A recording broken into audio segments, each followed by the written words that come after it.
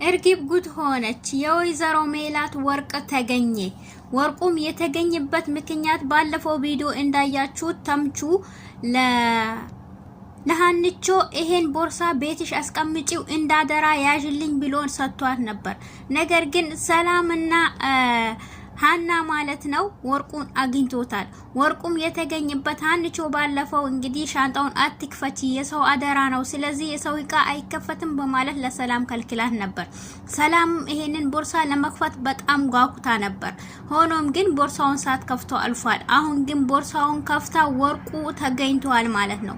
ይሄን ወርቅ እንግዲህ በወይዘሮ ሜላት እጅ ገብቷል። ወይዘሮ ሜላትም በጣም ገርሟት ደንግጣለች። ይሄ መስፍን ይሄን ሁሉ ወርቅ ግን ምን ሆኖ ነው ግን የገዛልኝ በማለትም እንግዲህ ስታወራ ይሄን ወርቅ ግን በደንብ አይተሻል በማለትም ነበር ሰላምና እንግዲህ ሃንቾ ያናገሯት። አሰላሙ አለይኩም ወራህመቱላሂ ወበረካቱ። ሰላም ጤና ይስጥልኝ። የተወደዳችሁ የተከበራችሁ የቻናሌ ቤተሰቦች ሰላም እዝነት ፍቅር አይለያችሁ እያልኩኝ ቤተሰቦቼ ሁላችሁንም ሰላም ብያለሁ። ሰላም ለሀገራችን ይሁን እያልኩኝ እንግዲህ ዛሬ ይዤላችሁ የመጣሁት ኖላዊ ክፍል 104 ነው ይዤላችሁ የመጣሁት ማለት ነው። ቤተሰብ ቪዲዮን ላይክ በማድረግ ጀምሩት፣ በቅንነት አይከፈልበትም ማለት ነው። እንግዲህ ባለፈው ቪዲዮ እንዳያችሁት ወርቁ ተገኝቷል። አሁን የወይዘሮ ሜላት ቤት ወርቁ ገብቶ ነበር፣ ነገር ግን ተመልሶ ወጥቷል ማለት ነው። እኔ በዛን ሰዓት ሃንቾ ሻንጣውን ይዛው ስትወጣ በጣም ተናድጄ ነበር። ለተምቹ ልትመልስለት ሻንጣውን ይዛ ሄዳ ተምቹም ደግሞ ይሄን ሻንጣ ፈልጎ የሃናን አባት ይሄን ሻንጣ አምጥታ ካልሰጣኝ እኔና አንተ ካሁን በኋላ አንነጋገርም በማለትም የሃናን አባት ተቆጥቶት ሄዶ ነበር።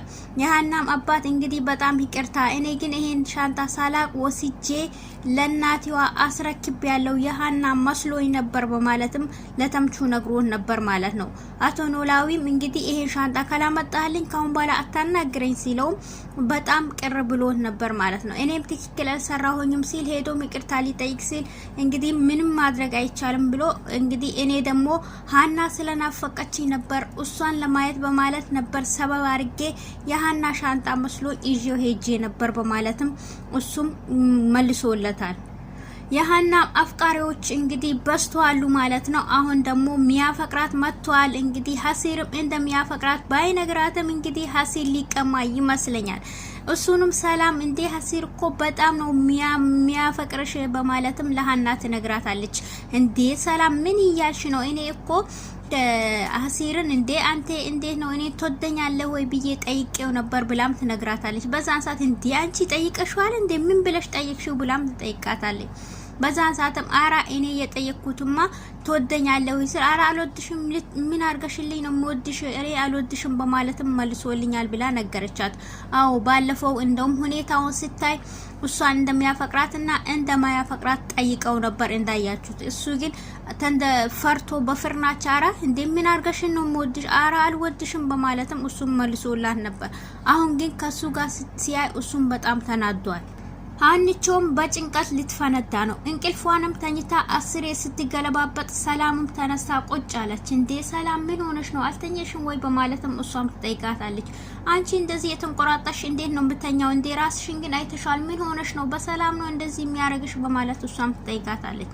ሃንቾ ግን በጣም ግራ ገብቷታል። እሱም ያው ፍቅረኛዋ እሱ እንደሚያፈቅራት እኔ ደግሞ ካሁን በኋላ አብዝቼ ከቀረብኩሽም ስለዚህ በጣም ስለምጎዳ ካንቺ መራቅ አለብኝ ስላላት ነበር እሱንም የተናገረችው። እዝራ እንደዛ ብሎ ስለነገራት እዝራም እንዲህ ብሎ ነገረኝ ብላ ለሰላምም ነገረቻት። እዝራ እንግዲህ በጣም ይወዳታል፣ ያፈቅራታል።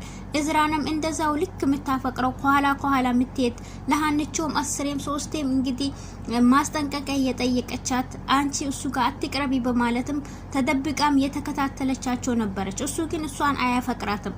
እዝራ ግን የሚያፈቅረው የሚወደው እንግዲህ ሃንቾ ነው ማለት ነው። ሰላምም አሁን አንቺ ውስጥሽ ላይ የሚመጣብሽ ኢዝራ ነው ወይስ ሀሲር ነው? ማን ነው የምትወጂው? እስቲ ንገሪኝ ብላ ጠይቃት። እሷም ሳታስበው ሀሲር እንኳን ልቤ ውስጥ ምንም የለም ኢዝራ ነው በማለት ትነግራታለች። በቃ አንቺ እንደዛ ከሆነማ ኢዝራን ነው የምታፈቅሪው በማለትም ትነግራታለች። እውነት ለመናገር ኢዝራ የሀብታም ልጅ ነው፣ ረጋ ያለ ነው፣ ቆንጅዬ ነው በማለትም ሰላም ትነግራታለች። ሀሲር ደግሞ መናጢ ደሃ ነው ምንም ነገር የለውም በማለትም እሷም ስትነግራት እንግዲህ ይሄ ነው ብለሽ ነው ወይ በማለት እስቲ አሁን ሄድለት የለ ሀሲርንም እኔ እጠይቀዋለሁ አናግረው የለ ሀሲር ግን ለኔ ሳይነግረኝ እንዴት ለሰላም ነገራት በማለትም እሷም ለብቻዋ ታወራለች ማለት ነው። ይሄንን ወርቅ ሰላም እንግዲህ ተኝታ ሃና ደግሞ ምሳ እየሰራች ለአባቷ አልተኛም እንቅልፍ አልመጣልኝም ብላ እሱን ትሪዝ እንደ ትራስ አርጋ ተኝታ አስር የተንቆራጠጠች የመጨረሻ ግን ተነስታ ሻንጣውን ሲከፍተው ያለ ወርቅ ግን በጣም ደንግጧታል። እንዴ ሃና ይሄን አይተሽዋል አለቻት። ምኑን ነው ማየው አንቺ ደግሞ የሰው ቦርሳ ለምን ከፈሽ በማለት የያዘውን ግን ውስጡ ያውቀሻል ይሄን ሁሉ ወርቅ እኮ ነው ያዘ ምን በማለትም ሃናም ትነግራታለች። በዛ ሰዓት ሁለቱም ቁጭ ብሎ ይሄን ወርቅ ሲያዩት ይሄ ወርቅ ደግሞ የእማዬን ወርቅ ራሱ ነው የሚመስለው በማለትም ትጠይቃለች። አረ በጣም የሚገርም ነው ብሎ ሁለቱም ያወሩ ተምቹ እየሮጠ ይመጣል። ተምቹም እየሮጠ ሲገባ ወይኔ ይሄን ሁሉ ወርቅ በማለትም ተምቹ ምንድነው በማለትም ትጠይቃለች። ከዛም በኋላ ሃና ሻንጣን ከፈታችሁት ይሄ ሁሉ ወርቅ ምንድነው ብላ እሷም ትጠይቃለች። ከዛ በኋላ ሰላምም ቀና ብላ ስታዩ እንዴ ይሄ ልጅ እኮ የእርግብ ፍቅረኛ ነኝ ብሎ እኛን መጥቶ እማዬን የተዋወቃት ልጅ አይደለም ስላት እኔ በጣም ግራ ገብቶኛል ሁኔታ ሁሉ ነገር በጣም ነው ግራ እየገባኝ በማለትም ትነግራታለች። ከዛ በኋላ ይሄን ወርቅ እንግዲህ እናትዮ ጋር ይዞ ሄዷሉ።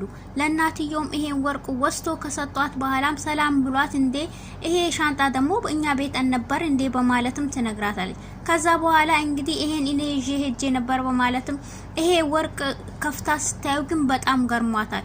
እስቲ ማየ ግን ይሄን ከፍተሽ ይው እንዴ ይሄ ሁሉ ወርቅ ምንድነው እንዴ አባታችሁ ግን አብዷል ማለት ነው መስፍን ይሄን ሁሉ ወርቅ ለምንድን ነው የገዛው? እማዬ መጀመሪያ እስቲ በደንብ አርገሽ ይው አጣሪው ያንቺን ወርቅ አይመስልም ስትላት እንዴ የኔን ነው የሚመስለው ብላ እሷን በጣም ደንግጧታል።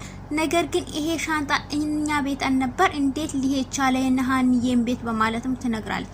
ሃንዬ ይሄ ወርቅ እጅ ላይ ግን ያንቺም አባት እጅ ወርቅ እጅ ካለበት በጣም ነው እንትን የሚለው በማለት ለሷም ትነግራታለች።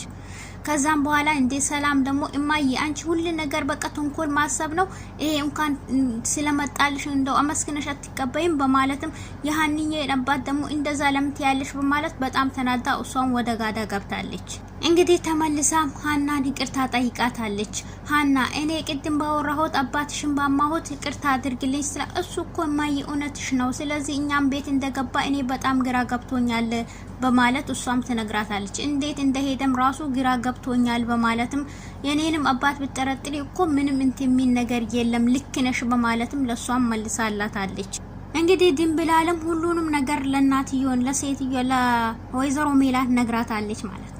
እሷንም እንደምታስፈራራት እጇንም ባለፈው እንደቆረጠቻት ቤት ውስጥ ምን እንደሚካሄድ ሁሉ ጠብቂ እንዳለቻት ሁሉንም ስነግራት ለምን አነገርሽኝ አለች። ይሄን ሁሉ በመናገሬ ነው እጄንም የቆረጠችኝ ስለዚህ እኔ ምንም ማድረግ አልችልም ይሄን ሁሉ በመናገሬ እንደዚህ ስላረገችኝ እኔ ራሴ እንዴት አርጌ እንደምነግራችሁ ግራ ገብቶኛል ለእናንተ ከተናገርኩኝ እሷ ትገለኛለች ሁሉ ጊዜ እንደው ክፍሌ ላይ ቁጭ ብዬ ራሱ የሚታዩኝ እሱን ልናገር አልናገር እያልኩኝ ነበር ሁሌ የሚታዩኝ በማለት ከዛም ወይኔ ሜላት እኔ ቤቴ ውስጥ ይሄ ሁሉ ሲካሄድ ግን እንትን ለማረጌ በጣም ያሳዝናል እናም ደግሞ ስላልጠበቅኩሽም ይቅርታ በማለት እሷን ጠይቃታለች ድንብላል።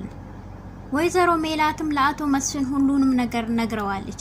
ከዛም አቶ መስፍንም ወደ መጥባህ ገብቶ ለሜላት ሁሉንም ነገር እንደነገርሻት ሰምቻለሁ ነገር ግን ይሄን ሁሉ ማስረጃ ለፖሊስ ሄደሽ እንድትናገሪ ይፈልጋለሁ ስጣራ በፍጹም እኔ ይሄን አላረገውም እኔ መሞት አልፈልግም ካሁን በኋላማ አትሞቺም እኔ አለው ስል እስካሁን ድረስ ይሄን ሁሉ ሲደረግ ግን የት ነበራችሁ ማን ነበረ ማን አገዘኝ ማን አየኝ በማለት ትናገራለች።